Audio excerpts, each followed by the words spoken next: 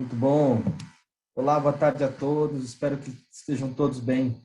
Meu nome é Caio Sanches, eu sou o líder de produto de imagem da GR Healthcare América Latina. E hoje eu tenho aqui dois renomados profissionais de saúde e a gente vai ter uma conversa sobre inteligência artificial e onde vamos destrinchar a realidade atual e buscar entender as fronteiras do futuro. Eu agradeço muito a participação do Dr. César Nomura, que é superintendente de medicina diagnóstica do Sírio-Libanês e diretor do departamento de radiologia do INCOR HC FMUSP. Também é vice-presidente da Sociedade Paulista de Radiologia. Dr. César é Research Fellow em Tomografia e Ressonância Cardíaca no Massachusetts General Hospital da Universidade de Harvard. E é doutor em Ciências pela Faculdade de Medicina da Universidade de São Paulo. Obrigado pela presença, Dr. César. Obrigado, Caio. Obrigado pelo convite, a GE, e a vocês aí que nos ouvem aí, nos assistem nessa tarde aqui. Obrigado. É um prazer. Também está conosco hoje o Dr. Gustavo Meirelles. Ele é médico radiologista, doutorado pela Universidade Federal de São Paulo, Unifesp, pós-doutorado pelo Memorial Sloan Kettering Cancer Center de Nova York e tem MBA em Gestão Empresarial pela Fundação Getúlio Vargas de São Paulo. O Dr. Gustavo é diretor executivo do médico do Grupo Aliar e foi idealizador do site Covid-19, que abriga uma compilação de informações sobre a doença. Muito obrigado pela participação, Dr. Gustavo. Caio, que agradeço, um prazer estar aqui com você. Agradeço a GE pelo convite, a presença também do meu amigo César Nomura e de todos aqueles que nos assistem. Obrigado. Uma honra, obrigado. Vamos combinar a dinâmica da sessão. Nessa 1 hora que a gente vai estar junto aqui, nós vamos bater um papo de 45 minutos e, para o final, deixamos 15 minutos para os questionamentos da audiência. As pessoas que estão aqui nos assistindo podem mandar as perguntas a qualquer momento através do Q&A, né, o botão que está disponível aí para todos. E essa discussão também vai ser apresentada em espanhol. É só vocês clicarem no link Interpretation, para vocês poderem rodar o canal da tradução simultânea aqui, né? Então, vamos começar direto no assunto, que é um assunto bem interessante aqui, né? E a gente queria entender um pouco, né, onde a gente está hoje em termos de inteligência artificial. Eu queria ouvir tanto o Dr. César quanto o Dr. Gustavo, como vocês enxergam a aplicação da inteligência artificial na medicina diagnóstica atualmente. Eu acho que, para a gente começar a falar sobre essa visão aqui, Dr. César, o senhor pode começar a nos dar a sua visão e panorama, por favor? Claro. Acho que, primeiramente, quando a gente fala de inteligência artificial, realmente parece que é uma coisa de outro mundo, né? Que não é uma coisa natural, né?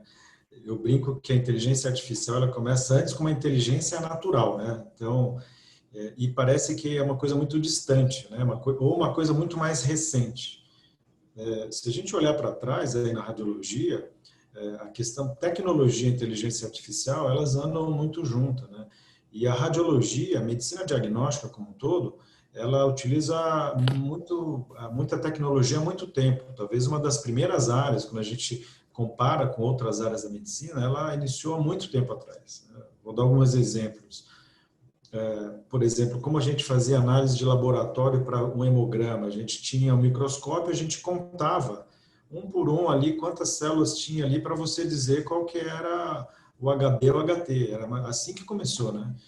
E hoje é totalmente automatizado, né? É uma coisa tão natural e não é recente isso, né? É uma coisa tão natural que a gente não sabe o processo que caminhou. Dou um exemplo na própria radiologia, os exames de densitometria óssea, que você compara e você traz aqueles valores, ela teve um aprendizado ali longo, né? E também a gente vai se acostumando, né? A gente vai se acostumando. Na minha área, na área de imagem cardíaca, eu lembro a gente, para calcular a fração de ejeção do ventrículo, a gente tinha que contornar a borda interna, a borda externa. Você lembra bem disso, Caio, nas épocas da ressonância magnética, como que a gente tinha que ir marcando, a gente demorava mais para fazer o cálculo da fração de ejeção do que para fazer o exame, muitas vezes. A gente ficava ali, e é muito rápido. Então, a nova geração não sabe, mas isso já começou lá atrás, nós estamos falando de mais de 15 anos aí, 10, 15 anos que já começaram. Então, ela está muito, a inteligência artificial, ela está já muito intrínseca em todo o nosso dia a dia da radiologia. Então, eu acho que vale aqui, eu acho que a gente vai caminhar aí para as discussões, que existe muito mito a respeito disso daí, não é um bicho de sete cabeças, ela está envolvida há muito tempo, né, está relacionada com a tecnologia. É claro que tem novos algoritmos, tem coisas muito mais modernas, coisas que vão trazer dados, mas eu acho que ela já faz muita parte do nosso dia a dia há um bom tempo, né? E vai ser uma parceira daqui para frente, que não tem volta a esse movimento, né? Muito interessante, obrigado. Doutor Gustavo, o senhor enxerga como a aplicação da inteligência artificial na medicina diagnóstica hoje em dia? Qual a sua visão e perspectiva nesse sentido? É uma ótima pergunta, Caio. E eu vou muito na linha do que o César disse, né? O mais relevante, né, cada vez mais, é fortalecermos a inteligência natural. A inteligência artificial vem a reboque disso, né? Nós temos muito medo da inteligência artificial ou enxergamos como algo completamente fora assim do dia a dia, mas na prática nós usaremos cada vez mais a inteligência artificial como uma grande aliada na medicina como um todo e no setor de medicina diagnóstica. Eu vejo a inteligência artificial nos impactando positivamente em todos os aspectos da medicina diagnóstica. Então, desde a realização de um exame, nós temos hoje inteligência artificial para acelerar a realização de alguns exames, como ressonância magnética, fazendo com que aquelas sequências demoradas de ressonância vão se tornando cada vez mais rápidas e mais cômodas para o paciente, auxiliando o médico ali também no seu diagnóstico, então, no reconhecimento de imagens, sejam elas de radiologia ou de outras especialidades, e depois também auxiliando na escolha da melhor terapêutica ou conduta. Eu vejo a inteligência artificial como uma grande aliada do médico e que vai ficar como uma ferramenta indispensável no dia a dia. Nós vamos esquecer daqui a um tempo o que é inteligência artificial. Vai se tornar parte da nossa rotina. É interessante mesmo. Esses exemplos que vocês estão nos dando aqui nos mostram os grandes progressos, né, que já aconteceram aqui a partir desse tema, né, esse tópico inteligência artificial. Aqui na GE mesmo, já existem máquinas, né, que já saem com soluções embarcadas, né, trazendo uma precisão maior, né, para o diagnóstico do médico, o cruzamento de dados em tempo real. Isso era inimaginável, né, alguns anos atrás, né? O próprio Dr. César Nomura colocou em perspectiva de anos, né? Mas além da precisão, né, a tomada de decisão correta pelo corpo clínico está sendo muito potencializada, né?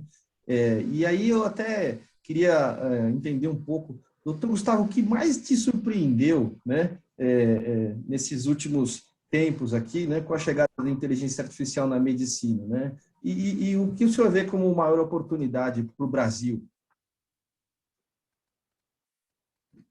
Eu acho que algumas coisas, né, foram surpresas positivas. No início, e bem no início, havia um medo muito grande dos colegas médicos. Eu acho que ainda existe, mas cada vez menor. Os médicos têm visto claramente que a inteligência artificial vem para complementar e nos ajudar. E já estamos utilizando em diversas áreas da medicina, né? Agora, com a pandemia, e a gente pode falar um pouco mais disso depois, ficou muito clara a participação da inteligência artificial auxiliando médicos aí mundo afora. Não só no diagnóstico, mas também em condutas, avaliação de artigos científicos. Nós temos a utilização em diversas esferas da medicina, e eu acho que a grande surpresa positiva foi a rápida incorporação, eu diria, da inteligência artificial na nossa rotina, né? Então, se não usamos, usaremos aí nos próximos anos cada vez mais essas soluções. Como você está dizendo, muitas das máquinas virão com essas tecnologias embarcadas. Acho que daqui a uns anos nós teremos os eletrodomésticos com essas tecnologias embarcadas. E aí eu volto para o que o César tinha falado lá no início, eu tinha corroborado, né? O ponto maior vai ser sabermos utilizar essas ferramentas.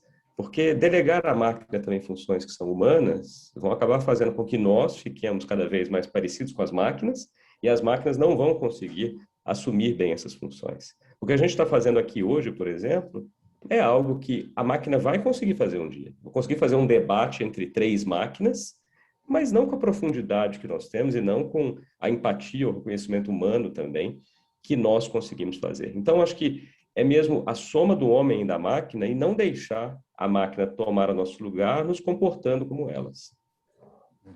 Interessante, uma potencialização do uso, né, de certa forma. Interessante. E isso, doutor César, o que mais te surpreendeu aí ao longo desse tempo em inteligência artificial aplicada na medicina, né? E onde é que isso vai dar uma oportunidade boa para nós aqui? É, mais uma vez, a inteligência artificial ela já faz muito parte do nosso dia a dia que a gente nem sabe, né? É que a gente acha esse termo que seja uma coisa muito nova, muito inovadora, uma coisa que mas ela já faz parte do nosso dia a dia, né? Eu vou dar um exemplo, por exemplo. Hoje nós fazemos biópsias, como nós fazemos biópsia de próstata? Nós, quando eu era residente, a gente achava próximo, a gente fazia as biópsias randomizadas. A gente fazia quantos fragmentos a gente entendia que eram necessários, ou a gente separava ali em vários segmentos, né? Base, dividia em 3 partes, a gente fazia as biópsias. Hoje, por exemplo, a gente faz uma ressonância magnética. A gente identifica áreas da zona periférica com sinal que são mais suspeitos. A gente funde essa imagem no ultrassom e a gente vai no local e biopsia mais direcionado em locais onde eu sei que tem maior chance e maior probabilidade de ter uma lesão. Então, olha que interessante, né? Eu estou falando em menos de 10 anos, né? Assim, isso já começa a virar natural, né? Isso começa a virar natural. E olha o impacto disso. Antigamente, você rebiopsiava um paciente porque o PSA continua subindo. Ou você biopsiava, ele dava negativo, e você falava, olha, não tem tumor. Será que não tinha tumor mesmo? Hoje nós sabemos que tinha. Mas por quê? Porque nós não acertávamos onde tinha que acertar. Por quê? O ultrassom não conseguia me dar a precisão necessária para eu acertar a lesão-alvo. Hoje, então eu pego um exame de ressonância, né? Um exame de ressonância que consegue discriminar muito bem ali uma lesão suspeita. Eu faço a fusão de imagem e tudo isso só é possível com o quê? Com tecnologia e inteligência artificial. Então, e isso tem mudado, né? Isso tem mudado muito o dia a dia, o diagnóstico, né? Isso tem impacto direto em se fazer um diagnóstico mais preciso. A gente sabe dos tumores mais prevalentes aí na população masculina, que é o câncer de próstata. Então, isso é um dos exemplos que existem do quanto a tecnologia impacta aí em tudo o nosso dia a dia no diagnóstico. Interessante, realmente a medicina vem se transformando num novo universo, né? Com todas essas realidades aqui. Agora que a gente já falou um pouco sobre a presença, né, da inteligência artificial aplicada, né? Como é que isso vem se transformando, vamos olhar um pouco para frente. O doutor Gustavo elaborou um pouco, né, do qual seriam as tendências aqui, mas vamos nos aprofundar um pouco sobre isso, né? Será que a gente já consegue falar sobre a próxima fronteira, né? O que poderia vir a mais dessa integração, né, da medicina com inteligência artificial no mundo de diagnósticos, hein, doutor Gustavo? O que o senhor acha? É difícil a gente fazer previsões, né, para o futuro e, de modo geral, a gente as faz e erra. Mas o que eu posso dizer aqui, pelo menos do meu ponto de vista, assim, reforçando o que eu tinha trazido antes, é que muito vai mudar ainda. Hoje é um bicho de 7 cabeças, a gente fala inteligência artificial, depois acho que isso vai ser cada vez mais natural e vai ser incorporado à nossa rotina na medicina. Nós vimos muito uso agora, voltando de novo aqui para a pandemia, na Covid, com a quantificação do parênquima pulmonar comprometida pela doença e uma própria predição da máquina também para dizer, olha, eu tenho aqui uma chance maior ou menor de ser uma infecção viral. E eu acho que talvez a próxima fronteira seja muito enxergar além do que estamos vendo. Então, por exemplo, encontrar num exame de imagem algo que os olhos humanos ainda não veem. Então, uma lesão que eu diria ainda é pré-visual e a máquina consegue detectar aquilo. E mais do que isso, conseguir fazer também alguns cruzamentos entre aspectos de imagem e ou aspectos genômicos, então juntando ali radiogenômica com o prognóstico do paciente e com o melhor tratamento, muito na busca de uma medicina preventiva. Eu acho que talvez a próxima fronteira seja essa, ir além do que a gente faz hoje com a medicina curativa e de tratamento e começar a buscar algo numa fase muito inicial da doença ou até mesmo antes da instalação da doença. É bem interessante mesmo. E o senhor, doutor César, é muito difícil mesmo, como o doutor Gustavo falou, né, fazer uma previsão futurística aqui disso, né? Mas olhando o que a gente tem hoje em dia dessa aplicação, qual seria o próximo passo, hein? O próximo passo, ninguém tem bola de cristal, né? Mas eu acho que o próximo passo, eu acho que as pessoas que falam de inteligência artificial, as pessoas que desenvolvem e tal, elas tinham que ter um pouquinho mais de humildade para falar sobre isso, né? Porque as pessoas falam como se isso fosse substituir o radiologista, como isso se fosse acabar com o jeito de se fazer medicina, que isso é algo superior, né, ao todo o conhecimento que se adquiriu até aqui. Então, eu acho que o próximo passo a gente tem que melhorar pelo seguinte. Eu me lembro de 2016, eu chegando no RSNA, e 2016 ou 17, e estava se falando sobre o Watson, 2016, sobre o Watson. Vocês vão lembrar disso, quem estava lá, e que ele ia substituir, eu lembro das pessoas brincando, era uma euforia, falando sobre o quanto a máquina era superior ao desempenho do ser humano.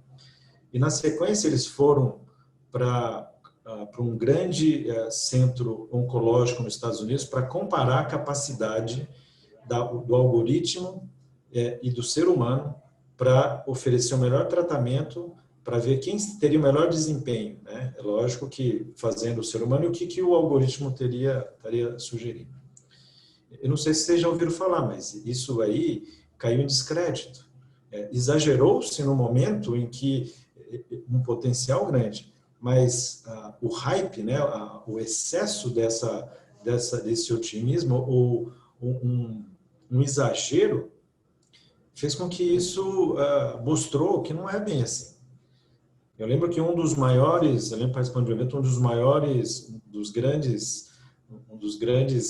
fomentadores de inteligência artificial, Hinton, ele tem uma fala que depois vocês procurarem, que ele deve ter falado em 2016, 2017, que ele dizia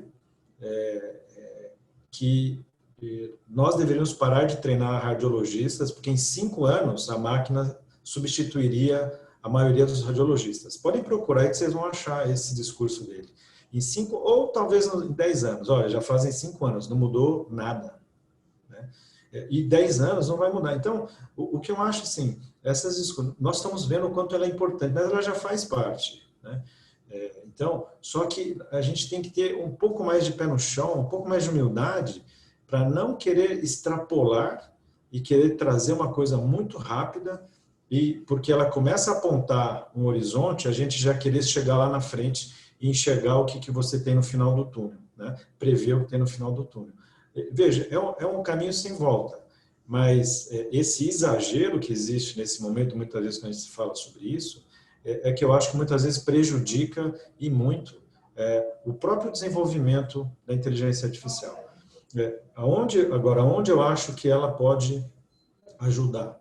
Nós temos algumas linhas de projetos dentro do Hospital das Clínicas, né? Por exemplo, nós estamos avaliando o padrão de calcificação da válvula aórtica, né? Nós sabemos que tem uma doença chamada estenose aórtica grave, e que nós sabemos que o tratamento era antigamente cirurgia, 20 dias internado, troca a válvula aórtica. Agora veio o procedimento de você colocar um implante numa válvula por meio de catéter, que você vai lá e coloca a válvula sem abrir o peito do paciente. Agora, em qual paciente eu coloco isso, eu intervenho isso? Porque só a prótese custa mais de 100 mil reais, só a prótese. Em qual paciente eu coloco isso?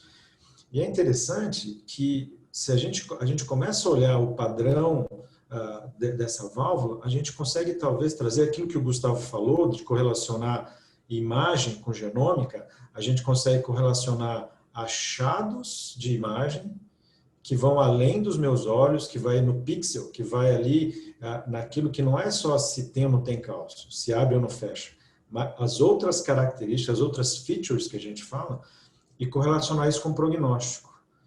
Então, isso é interessante, porque daí, por aquela imagem, eu vou conseguir a ter uma tomada de decisão adequada para usar um recurso caro, né? Então, isso é a medicina, a tecnologia, a inteligência artificial me ajudando a fazer um uso racional de recursos de algo caro, mas que para a pessoa certa vai ter um grande impacto e ter um impacto não só na vida da pessoa, mas em termos de saúde pública.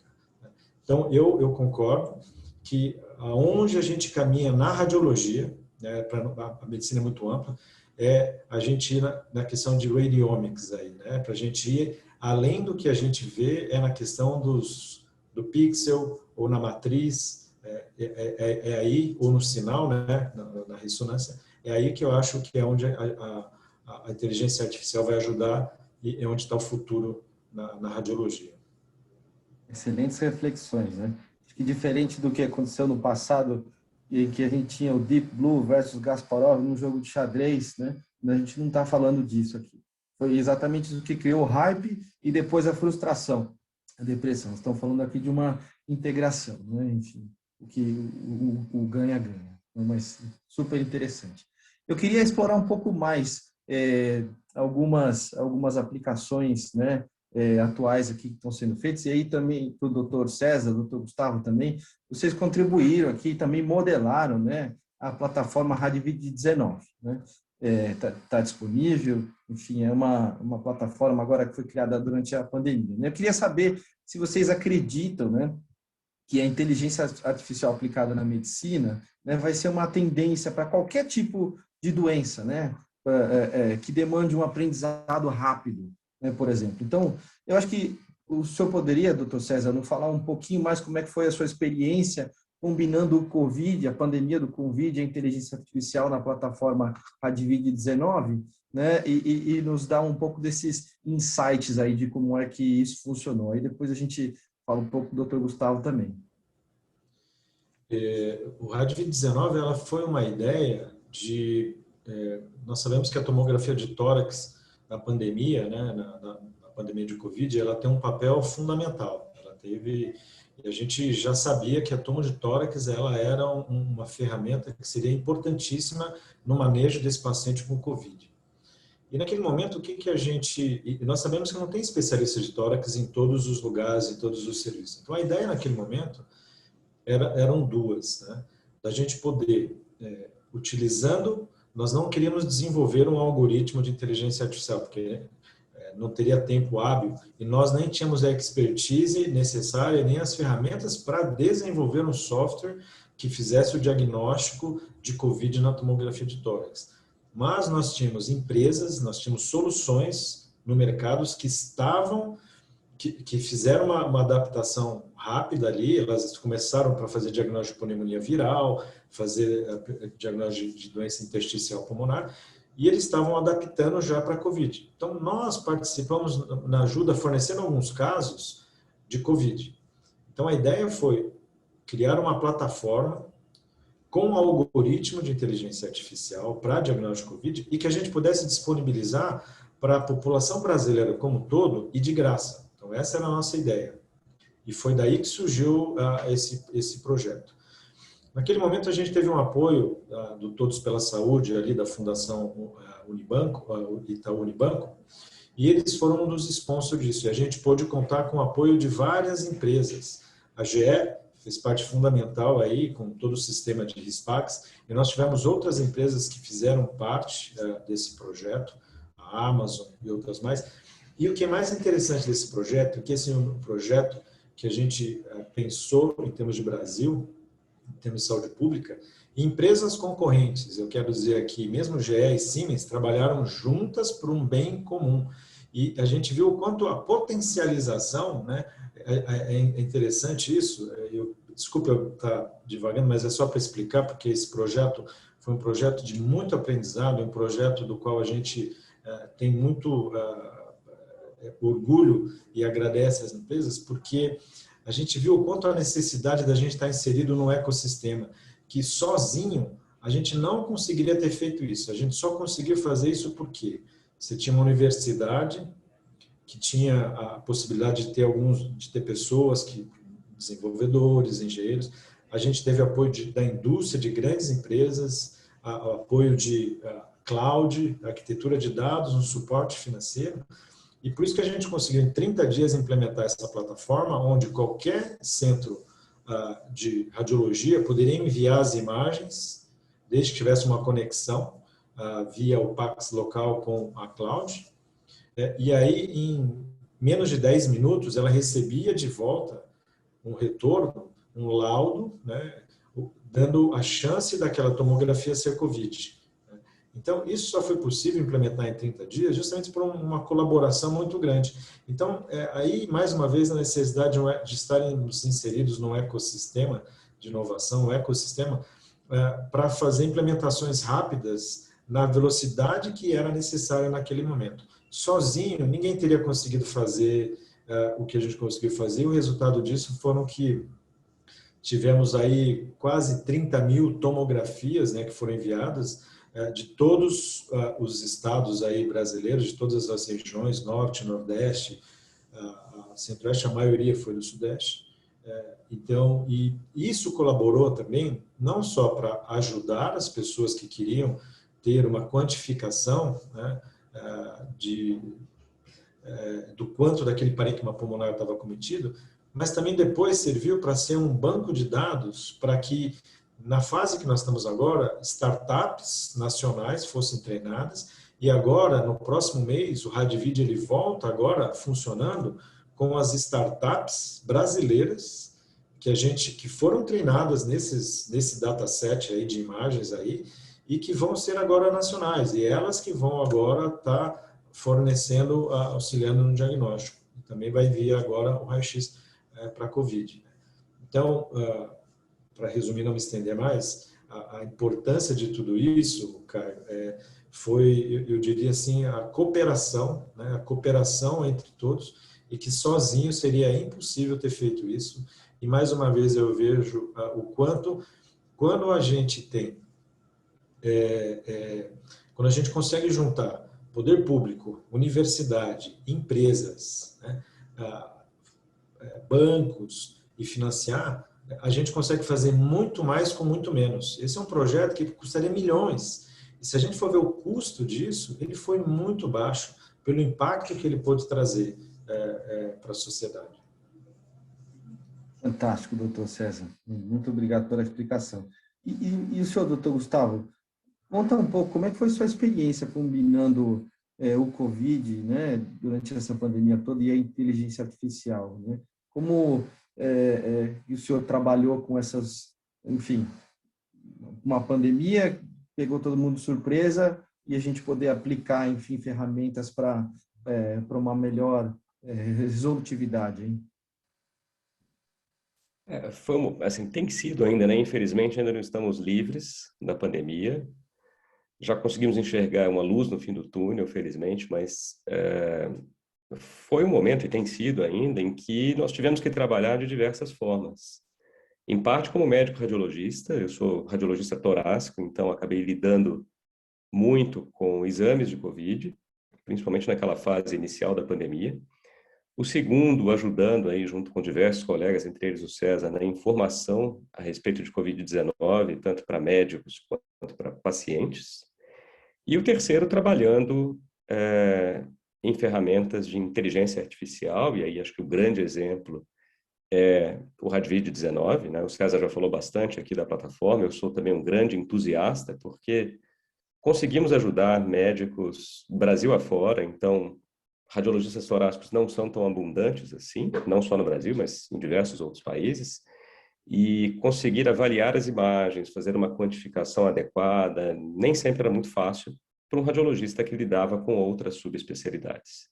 Então, o Radvid-19 teve essa função de auxílio no diagnóstico e também como um grande banco de dados que vai poder ser usado agora, e já vem sendo usado também, por startups, outras empresas, para que nós consigamos estudar não só os achados referentes à Covid-19, mas também outros achados de imagem que possam ser importantes. Um quarto ponto, né, que eu esqueci de citar e que não é menos importante, é uma atuação nossa como gestores de centros diagnósticos ou hospitais, podendo preparar também os nossos centros de forma rápida para conseguir continuar atendendo os pacientes com qualidade e insegurança, né? Então, tudo isso tem sido um aprendizado. Acho que um ponto que o César citou aqui é muito relevante, né? A participação conjunta de diversas empresas que concorrem entre elas no setor diagnóstico ou no setor de tratamento ou como fornecedores de equipamentos, mas que naquele momento estavam juntas com um objetivo comum, que era combater a epidemia e trazer novas ferramentas diagnósticas e terapêuticas, né? Então, eu digo, cara, tem sido uma experiência muito gratificante ainda, né, poder continuar ajudando colegas e pacientes, não só do Brasil, mas também de outros países, a combater a pandemia. Interessante. E até aproveitando que a gente entrou no tema de Covid, e como o senhor mesmo falou, né, doutor Gustavo, a gente não saiu, né, dessa pandemia ainda, ainda estamos lá, mas pensando que a gente já está um ano e pouco, né, numa situação complexa, né, olhando em retrospectiva, né, durante esse período, o que a gente podia, e aí pelo outro lado do prisma, né, o que a gente podia ter feito de melhor? Né? Será que a gente poderia ter utilizado algumas ferramentas também de inteligência artificial para desempenhar um papel mais relevante, né? Para a gente conseguir salvar mais vidas? É possível dizer alguma coisa nesse sentido ou ainda é muito cedo? Acho que nós tivemos algumas oportunidades que, infelizmente, acabamos desperdiçando, mas acho que agora também não é hora de ficar tanto buscando culpados ou o que fizemos de errado, mas também de aprender um pouco com isso tudo. Acho que rastreamento de contatos, né, e monitorização teria sido um ponto muito importante, além de testagem em massa, né? Logicamente super difícil, principalmente na fase inicial, em que o mundo inteiro estava competindo por testes, mas eu vejo que a tecnologia poderia ter ajudado bastante, e pode ajudar ainda. Acho que fica um aprendizado aqui para novas pandemias, né, que possam acontecer. Alguns países fizeram muito bem isso, monitorando casos suspeitos, rastreando contatos, isolando e testando bastante. E acho que aí a tecnologia ajuda muito nesses casos, né? Todo mundo com o smartphone no bolso acaba fornecendo informações o tempo todo e a gente conseguiria ter esse monitoramento contínuo. Acho que esse talvez fosse o principal ponto, né? Atuar rapidamente.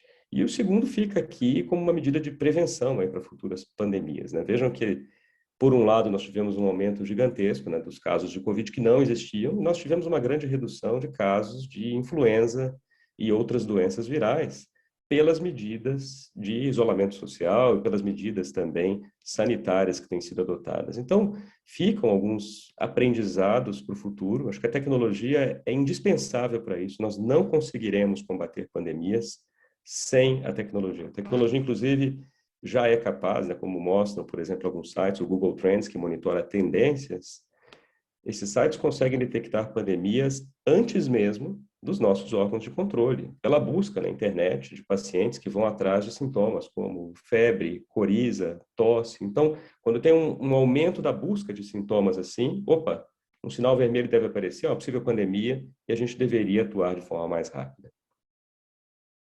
Interessante, né? Bem bacana. E o senhor, doutor César, olhando também em retrospectiva, né? O senhor mencionou alguns exemplos positivos, mas será que alguma coisa a gente poderia ter feito associando mais as tecnologias de inteligência artificial dentro da pandemia para que pudéssemos ser mais efetivos no cuidado com a saúde?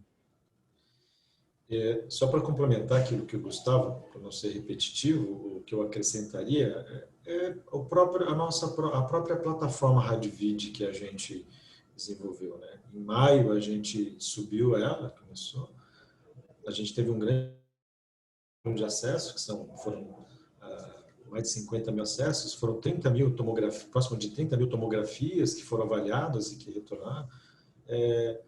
Mas foram 54 hospitais que se conectaram. Eu penso, veja, isso era de graça. Em 10 minutos você retornava para quem enviava a imagem com uma probabilidade daquilo ser Covid. Não era perfeito, tá? Então, e eu não usaria isso só o algoritmo, porque esse é um algoritmo a gente pôs para rodar, a gente pôs para auxiliar, ele era uma ferramenta de auxílio à decisão, né? uma ferramenta de auxílio. Então, ele vinha com a possibilidade de diagnóstico de COVID, mas ela vinha com um negócio importante, que era a quantificação de quanto de parênquima pulmonar eu tinha de vidro fosco ou de consolidação. E ele, em alguns momentos, ele conseguia separar o que era vidro fosco e consolidação. Então, a gente até tem trabalhos, a gente tem até aluno de doutorado trabalhando em cima desses dados, que a máquina, para ela quantificar se é 10, 15, 20, 25, 50% de parênquima pulmonar, ela é muito superior do que o olho humano, né? E a gente fez uma comparação, a gente pegou 100 casos e a gente via que a máquina, ela mede sempre igual, né? A variabilidade do homem, uma hora eu meço 50, outro dou 45. Então, assim, eu faço uma meia-culpa do quanto eu gostaria de ter divulgado mais, porque é de graça isso. Entendeu? Nós subimos, a gente queria ter, a gente dentro da nossa característica, eu acho que a gente poderia ter divulgado mais, e essa ferramenta poderia ter sido muito mais utilizada, inclusive não só para o Brasil, a gente poderia ter disponibilizado isso mundo afora, a gente poderia ter disponibilizado para a América Latina como um todo, para fora, porque tanto é que um dos eventos do RCNA que eu pude falar com um evento global sobre isso, a hora que eu falei sobre a iniciativa brasileira, não teve nenhuma iniciativa semelhante a essa com relação a esse tipo de oferecer de graça para quem quisesse fazer uma análise de inteligência artificial e que você poderia ter uma quantificação do quanto de parênquima pulmonar era cometido. Então, às vezes, eu acho que a gente é meio tímido, a gente não valoriza muito. Talvez o brasileiro, a gente está tão. A gente acha que a gente, às vezes, é tão terceiro mundo, sabe? E que eu acho que a gente poderia ter divulgado mais, a gente poderia ter utilizado muito mais, e a gente podia ter ajudado muito mais pessoas com essa ferramenta, não só no Brasil, quanto fora do Brasil. Então, esse, para mim, foi um grande aprendizado para a gente. Quando a gente acredita em algo realmente, a gente pode ser um pouco mais incisivo. Eu não sou um bom marqueteiro, sabe? Mas eu acho que nesse aspecto, por uma boa causa, a gente podia ter sido muito mais, não digo agressivo, mas a gente podia ter trazido muito mais à tona o que a gente poderia ter feito. Interessante essa reflexão, doutor César. Mas esse tema é tão interessante, né? A gente falar sobre os benefícios e as oportunidades, né? Que a gente vem encontrando ao longo da trajetória, porque, como o senhor mesmo falou, é um aprendizado contínuo, né? E olhando também nesse ponto de vista do aprendizado contínuo, e eu queria ver agora na perspectiva da indústria, né? Da medicina, da indústria. O que vocês, como médicos, né, esperam dos fabricantes, de uma forma geral, né? Quando o assunto é inteligência artificial? O senhor, acho que o doutor César começou a pontuar alguns pontos de vista sobre o desenvolvimento, mas vamos explorar um pouco mais isso, né? Quais são suas expectativas, né, para os fabricantes a respeito disso, doutor César? O senhor pode explicar um pouquinho? Veja, as minhas expectativas são grandes, né? Eu gostaria que é um caminho sem volta, né? Assim, é muito importante a utilização das ferramentas, porque a tecnologia, ela bem empregada, ela traz não só qualidade, né? Ela aumenta a sua acurácia diagnóstica. Isso está muito mais do que comprovado, né? Cada vez mais a gente consegue fazer diagnósticos mais precisos, a gente consegue fazer exames mais rápidos, exame com qualidade melhor, a gente começa a enxergar mais coisas, e tudo isso muito relacionado à tecnologia e à inteligência artificial. O que eu espero é que essa tecnologia possa trazer não só tudo isso, mas que ela possa ser acessível. Ela possa ser acessível a todos, né? Que hoje o que acontece é que muito das novas tecnologias, ela vem sempre com, não é um discreto incremento de custo, ela vem com um grande incremento de custo. Eu entendo que tem todo o desenvolvimento, eu entendo que você precisa ter o retorno sobre tudo isso, que é assim que acontece, por exemplo, com a indústria farmacêutica, né? O desenvolvimento de um novo remédio, uma nova droga inovadora. Eu acho que a tecnologia, sim. Agora, onde eu acho que é a grande virada, o turning point, é quando isso for utilizado largamente e ela tem um impacto não só em qualidade, mas ela tem um impacto em produtividade e custo. Porque daí realmente é algo que a gente vai utilizar e isso, a adoção dessas ferramentas, ela vai ser largamente empregada. Então, vamos lá. Hoje tem algumas ferramentas, por exemplo, mais uma vez na minha área, na parte de imagem cardíaca, que eu consigo fazer uma análise na tomografia de coronária e avaliar se aquela estenose, que é 50%, vamos dizer assim, se ela tem uma repercussão hemodinâmica ou não. E aí eu comparo isso com dados de cateterismo e tal, e eu dou um valor. Só que, por exemplo, uma das empresas que trouxe essa tecnologia, que é uma tecnologia fantástica, ela cobra mais de $1.000 para cada análise disso daí.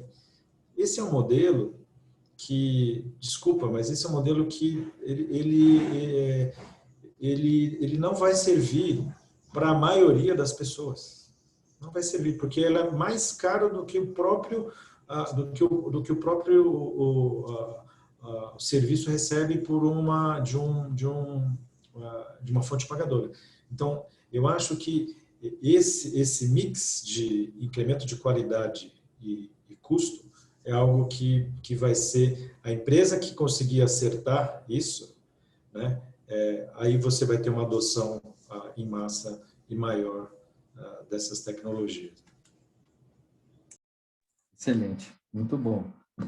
Doutor Gustavo, quais são suas expectativas para a indústria e para os fabricantes a respeito da inteligência artificial, hein? O senhor espera um pouco vindo desse lado?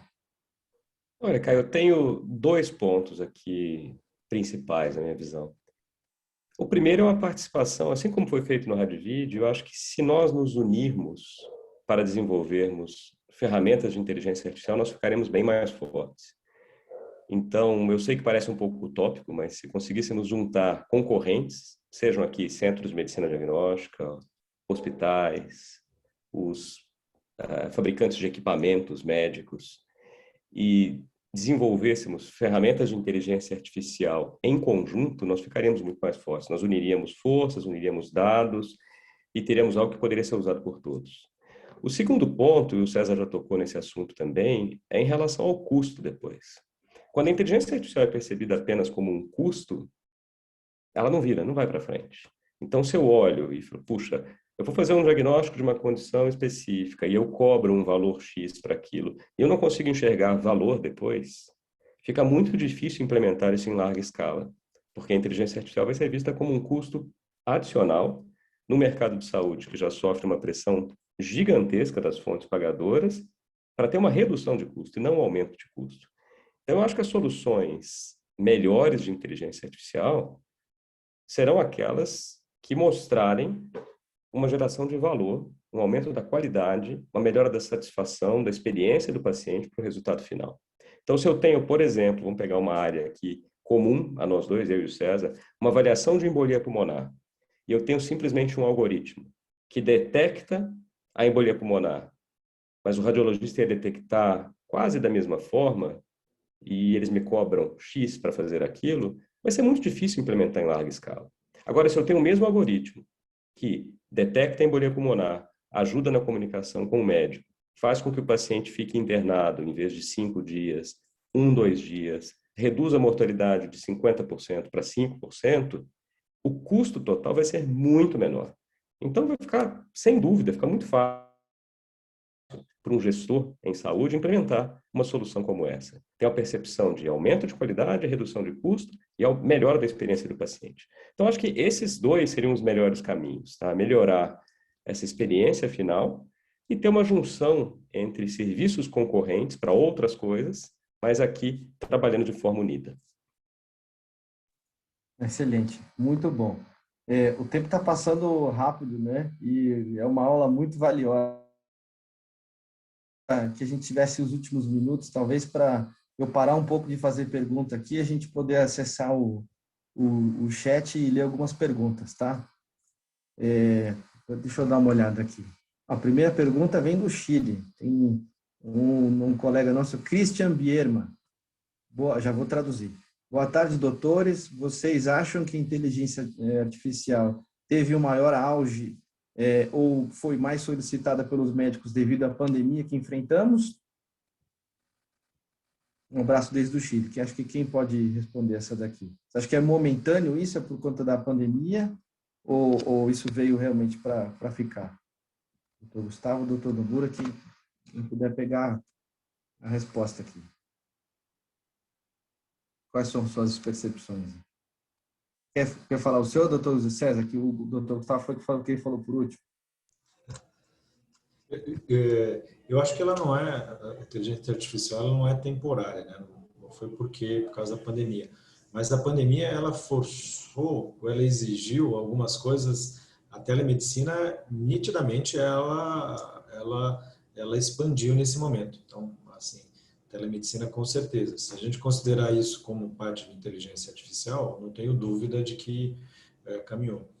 O nosso próprio exemplo do Radvid, do Radvid-19, que tem esses algoritmos para diagnóstico, para quantificar parênquima pulmonar, ele também só saiu e foi desenvolvido porque a pandemia forçou. Então, eu acredito sim, a pandemia ela acelerou muito na questão, toda essa questão de inovação, telemedicina, e nos fez repensar em muita coisa, né? Mesmo as empresas, o jeito de trabalhar, modo de trabalhar, necessidade de softwares e conexão mais rápida. Então, eu acho que a gente aprendeu muito, né? Nós estamos fazendo esse evento. Esse é um evento que não existiria. Eu acabei de parar aqui parte do atendimento, venho aqui, daqui a pouco eu volto. Esse tipo de evento normalmente era presencial ou num estúdio, né? Então, e nós conectamos gente aqui do mundo inteiro. Então, eu acredito que sim, foi uma tendência e a pandemia ajudou, ou ela forçou, né? Nem que ajudou, ela forçou a que realmente as coisas caminhassem mais rápido do ponto de vista de toda essa questão tecnológica. Tem toda razão, toda razão. Falando do evento em larga escala, tem outro em espanhol aqui, mas como é anônimo, não sei de onde veio, mas eu já vou traduzir. Como se aplicam os antigos princípios da ética médica com esse novo mundo da inovação tecnológica? O senhor acha que tem algum conflito, doutor Gustavo? Certamente, acho que essa é uma pergunta muito boa, porque tem inúmeros pontos aqui a serem destacados. Por exemplo, de quem é a culpa caso haja um erro causado pela máquina? Essa é uma pergunta que sempre é feita, né? E a gente vai voltar, por exemplo, para outras soluções de inteligência artificial, que são os dilemas lá do carro autônomo, são muito parecidas, né? Então, se o carro está indo, é um carro autônomo, e está atravessando a rua sobre a faixa de pedestres, uma gestante empurrando um carrinho de bebê. E o carro está levando 2 passageiros, ele deve atropelar a gestante e o carrinho de bebê, ele deve bater no muro matando os 2 passageiros, ou ele deve desviar para outra rua e atropelar 3 pessoas que estão ali ao lado. Então, esse tipo de dilema ético é um ponto realmente, que é o dilema do trolley lá, né? Que é a mesma coisa, aquele trolley que tem, eu mato a pessoa ali, ou deixo o trem passar. É um tema muito relevante. O segundo é a confidencialidade de informação, né? A quem pertencem os dados, sejam os dados advindos da análise da inteligência artificial ou os dados brutos que estavam antes, informações também como voz de pacientes que são capturadas por diversas dessas soluções. Então, acho que é um momento aqui, assim, por isso muito comum em outros países, nos Estados Unidos talvez seja o país ícone, né? A chamada formação dupla em medicina tem ficado cada vez mais comum, seja uma formação médico-gestor, seja uma formação médico-advogado, que vai ajudar bastante aqui, seja até uma formação hoje que lá tem crescido, que é o médico que estuda teologia e que estuda também esses princípios éticos filosóficos. Acho que vai ser um tema bem relevante. Excelente. Uma outra pergunta que eu tenho aqui é do Fábio Fernandes. Né? Boa tarde a todos, parabéns, doutor Gustavo e doutor César, referências no assunto. Cada dia mais a inteligência artificial está presente no dia a dia. O que preocupa é como os novos softwares serão incorporados na rotina do radiologista. visto que é um custo para as clínicas geralmente elevados e o repasse das operadoras de saúde estão cada vez menores. Os senhores acreditam que essa análise com inteligência artificial deverá ser descrita no laudo, se utilizada? Alguma possibilidade de cobrar pela utilização do software ou um novo código no rol de procedimentos da ANS? Fábio vem de Uberlândia. Doutor César, quer comentar aqui? Esse é um ponto importantíssimo, né? Eu acho que nós discutimos parte dele, até foi para onde nós apontamos, que é onde a gente entende que a inteligência artificial tem que caminhar, né? Não para um incremento de custo significativo que leve ou a não utilização, ou até que tenha que se cobrar de alguém, né? Hoje, a verdade é que nós estamos numa fase de transição. Quem está utilizando, ela tenta repassar esse custo para alguém, né? Ela repassa acaba tentando repassar. Cada vez mais vai ser difícil você repassar qualquer coisa para as operadoras, né? Cada vez mais vai ser mais difícil. A inclusão no rol da ANS, a gente sabe que tem todo um processo, um trâmite, né? Eventualmente, se comprovar que aquilo realmente ele traz um grande benefício e tem impacto, ele pode ser, sim, incluso no rol da ANS. E se for incluso, ele poderia ser cobrado. Mas, assim, a gente ainda está numa fase, no meio termo. E eu acredito que esses algoritmos, eles são de ajuda de tomada de decisão. Assim como nós temos sobre vários aspectos, estou falando de radiologia, ele é um software de ajuda de tomada de decisão, ele não está substituindo o radiologista. Eu acredito que ainda nós estamos nesse momento e não tão maduro o suficiente para que isso seja totalmente transportado para uma máquina que o radiologista não coloque mais a mão. A gente já sabe que em laboratório quase que já é uma coisa automática, né? Você põe o seu exame de sangue numa esteira, ela passa, sai lá o resultado no final e praticamente já é isso, né? Mas hoje, na radiologia, nós não estamos nesse momento e não há maturidade ainda, nem do ponto de vista tecnológico, nem sobre o ponto de vista ético, que o Gustavo acabou de comentar, para a gente caminhar para esse aspecto. Excelente. Acho que tem uma pergunta que vai um pouco em direção até que o doutor Gustavo também falou sobre formação, que é a doutora Cláudia Serras, da Argentina. Aqui, ó. Ela lhe pergunta o seguinte: considera que os radiólogos deveriam ter mais conhecimentos além da radiologia? Foi o que o senhor tinha explicado, mas ela pergunta, por exemplo, programação seria um deles? Cláudia, então, obrigado pela pergunta. Eu acho que sim. Não necessariamente programação, né? Também existe muito esse conceito, esse mito de que, olha, o radiologista vai precisar aprender programação, porque senão ele vai ficar ilhado, não vai conseguir lidar com a inteligência artificial. Não é necessário. Logicamente, será necessário se o radiologista quiser mergulhar a fundo, desenvolver algoritmos, e é super bem-vindo que tenhamos radiologistas fazendo isso. Mas esse radiologista, assim como outros médicos que têm formações duplas, triplas e que saem ali do lugar comum, né? Apenas o médico que faz diagnóstico, na minha opinião, vai ser cada vez mais reconhecido, né? Então, eu falei de duplas formações aqui, juntando medicina com direito, a gente pode juntar medicina com programação, medicina com teologia, medicina com outras áreas também, ou mesmo interfaces dentro da medicina. Então, acho que sim. Como disse, né, cerca de 10% dos médicos americanos já têm essa formação dupla e eu acho que é cada vez mais um outro ponto super relevante, saúde pública, né? A gente viu agora com a pandemia, então, ou saúde pública ou administração de saúde pública, porque muitos de nós temos conhecimento em administração de saúde privada. Lidar com o sistema único de saúde, aqui no caso do Brasil, ou com sistemas públicos, no caso dos outros países, é totalmente diferente. E eu acho que é muito bem-vindo, então, concluindo que o radiologista tenha outras formações. Excelente, muito bom. Acho que dá tempo de fazer mais uma pergunta aqui, a última. Vem aqui, também está escrito em espanhol, Wilton Silva, e ele diz, como licenciado em imaginologia, né, quanto vocês consideram importante a padronização da aquisição das imagens? A inteligência artificial está preparada para detectar erros nessa aquisição provenientes, enfim, da operação do equipamento? Doutor César, o que o senhor acha?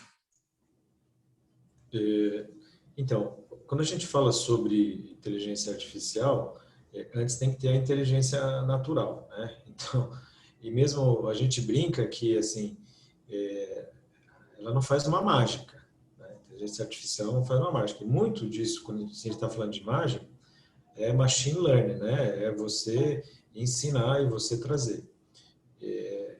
E uma outra coisa que a gente sempre comenta é que, assim, garbage in, garbage out. Então, não adianta eu trazer uma tomografia de tórax toda respirada e que eu cortei parte do pulmão e pedir para a máquina dizer qual o diagnóstico. Não tem milagre nisso, né? Agora, pequenos ajustes de dose de radiação ou então outros máquinas diferentes, talvez fazendo exames de crânio. Então, algumas questões de sinal-ruído, isso, mais uma vez, é um aprendizado, e isso é possível com treinamento, a máquina ir se adequando. Pequenos movimentos, a máquina tem algoritmos que, inclusive, corrigem movimentos aí em exames de crânio para justamente aqueles que têm, por exemplo, Parkinson, que têm tremores finos. Então, existe sim a possibilidade para se utilizar isso, e mesmo com o movimento, mesmo com algumas questões técnicas, você conseguir fazer um diagnóstico. E aí, realmente, a máquina ajuda neste aspecto. Mas, se vier garbage in, é garbage out. Excelente, excelente. Bom, sem palavras para esse bate-papo muito interessante, né? A gente chegou ao final aqui do nosso tempo de discussão. Eu queria agradecer muito, novamente, doutor Gustavo, muito obrigado, doutor César, muito obrigado também. Eu quero agradecer também a todo mundo que participou com perguntas. Algumas a gente não conseguiu responder, vamos tentar responder em outras ocasiões aqui, mas muito obrigado para todos que estiveram ao vivo aqui com a gente nessa tarde. Obrigado. Tchau, doutor César, doutor Gustavo, que todos tenham um bom trabalho e um bom dia. Muito obrigado novamente. Obrigado, Caio. Um abraço. Obrigado aí. Obrigado. Um abraço.